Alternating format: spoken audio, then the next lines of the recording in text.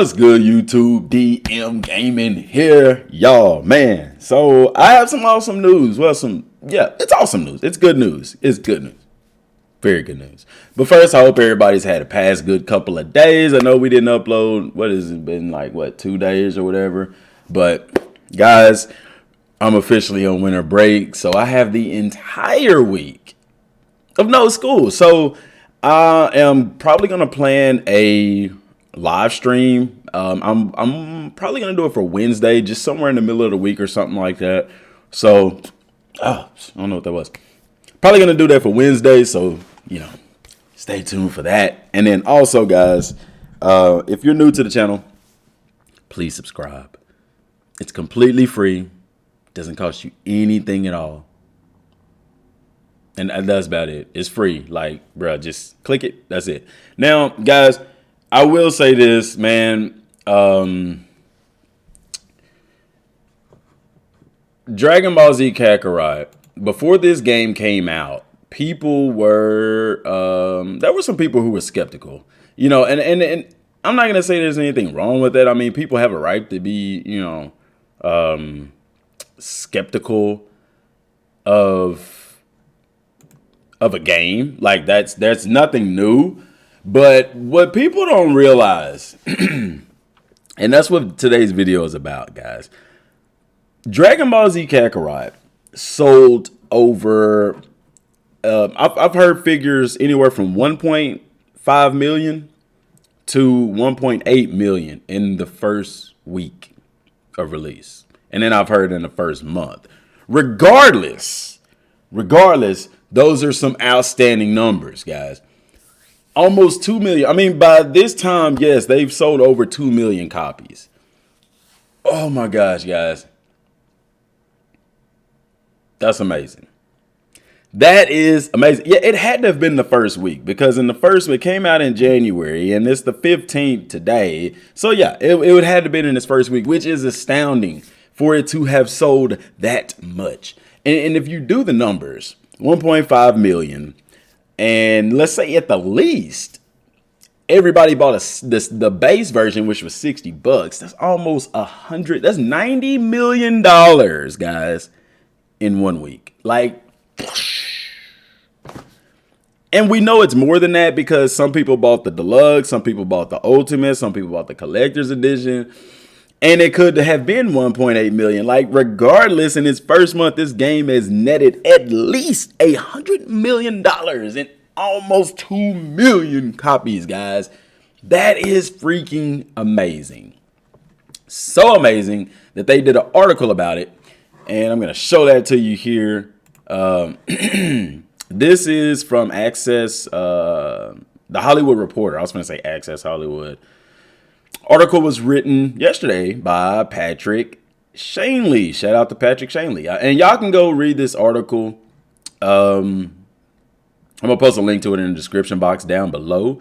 But it says here, Bandai Namco's role-playing action title was the month's biggest release, but it couldn't offset declines in both hardware and software sales. That last part is irrelevant. Basically, what they're saying is, video game sales were down $678 million. This is a 26% drop since last year. Be that as it may, excuse me. Bandai Namco's Dragon Ball Z Kakarot was the month's best seller. The role-playing game delivered the third best launch month of any Dragon Ball game in history, guys, following 2018's Dragon Ball FighterZ. Wow, it's been 2 years since that game has come out. They're on season 3 and people are still hyped about it. Can you say there's a game plan in play? Dragon Ball Z Kakarot is going to last, guys. And 2003's Dragon Ball Z Budokai. Wow. So it did better than Budokai 3. It did better than both Xenoverses even. Can y'all believe that? That's awesome. We're in good company. For those of y'all who said single player games aren't going to sell, single player games are dead. No. Now, get all the praise out the way. CyberConnect 2, congratulations. Bandai Namco, congratulations. Guys,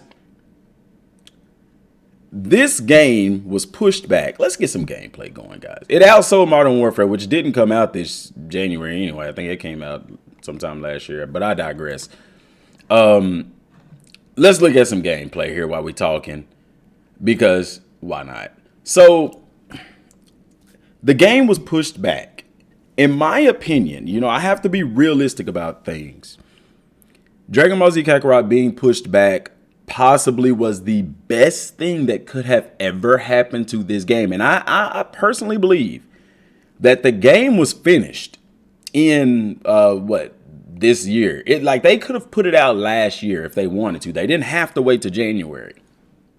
Whoever is head of Bandai Namco's marketing department, y'all need to give that individual a humongous pay raise. The reason why is because had this game came out in October-ish, November-ish, the time frame that Dragon Ball games normally drop, guys, this game probably wouldn't have sold as well, because you're coming out in the fall with bigger titles, with bigger AAA titles. I don't think the game sells as well.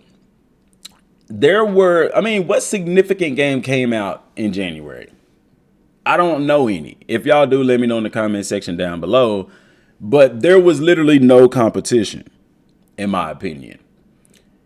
And the fact that the game did that well, I feel like part of that is attributed to the fact that it came out in January instead of October, November, even December. Be that as it may, people still bought copies of the game. I think the game still would have sold, but I have to look at both sides of it. And that's not a bad thing. You know, you had, I think Fighters came out in February. I think that was Jump Force.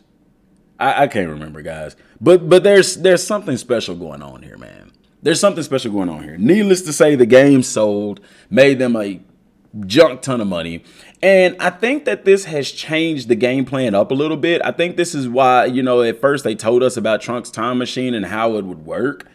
And I think that this has changed things up a little bit as far as content, because you know, at first they wasn't planning on this. They were planning on this being a standalone game. There wasn't much talk about a sequel, or if they had plans on making this a sequel type game. And I think that's still the case. I think that what it is that they want to see how the content is taken in the game whenever they release Super for DLC. How is that dealt with? If they do movie characters, how is that type of stuff dealt with?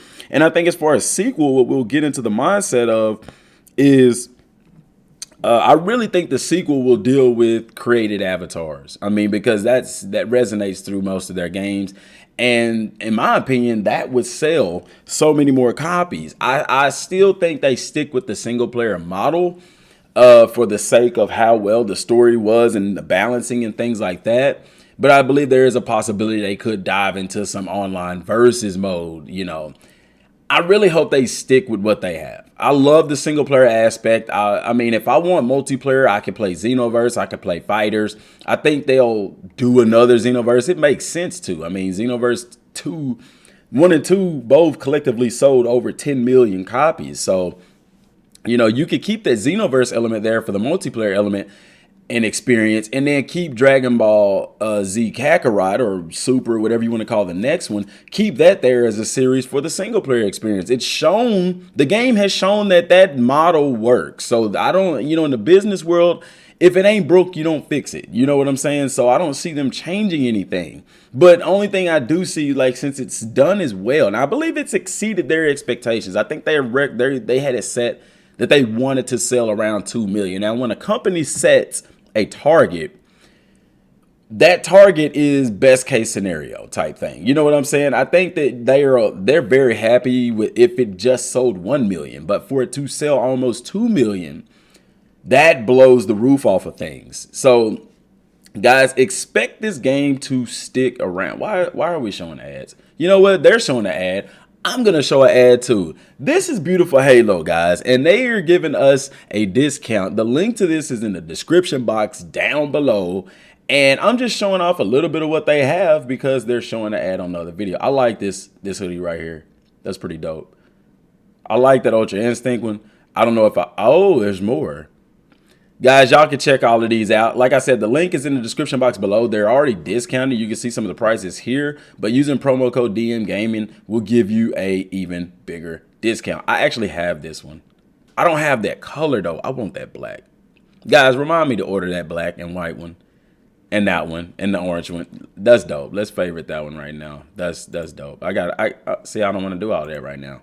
But they got hoodies right now. I know it's cold outside, but never fear, because they have more than just hoodies. If I can get to them. They also have the pants, which are really cool. I like the pants. Different colors on those as well. They also have shorts coming up for the summertime, and those are new. I hadn't seen those before. Very interesting. And they also have shirts, as well as for y'all musclehead guys like myself. You know, they got the little fitted shirts going on there. They got the workout man shirt. You know what I'm saying? The little. And then for the ladies, you know, they got some stuff for the ladies. You got to get your girl something nice. They had some muscle shirts, but I guess they're not doing those anymore. Oh my gosh. They even have a costume. Bro, why do I not have this? I'm finna cop that costume, y'all. You just wait and see. And I love that Vegeta. 15. Oh! Hold up, beautiful Halo. What is you doing? Dog, let me mark. I can't mark it as a favorite because I'm going to have to put in information. I'm finna order this, dog. I'm finna order that. That is clean. And then they do have regular anime stuff, but we don't care about regular anime stuff right now. We just care about Dragon Ball. Look at that. The ad's still rolling. Whatever. That's pretty dope. I'm gonna have to go back to that, y'all. I'm gonna have to go back to that when the video is done. But needless to say, guys, the game is selling great. And DLC, guys, you can expect this game. I told y'all when I said this, people were like, I don't know about that DM or DM. No, man, that's crazy, man. This game ain't gonna last a year. Bruh, with the sales and the DLC that's planned, I mean, we got a season 1. You can expect a season 2, 3, 4. And guys, I know you people are going to say, well, what are they going to do? They're run out of content. No, they are not. They have Toei and Mirror involved in this game. They have Android 21 involved in this game. We still don't know a whole lot about Banyu. Okay. And it's that right there is 3 different storylines that they can pursue along with Dragon Ball Super, along with the movies. That's 5, along with the world tournaments. Like, there is so much. I always say this all the time, guys. There's so much potential with this game expected to be realized. I don't believe we have scratched the surface at the greatness of this game and what they're going to do down the line with it.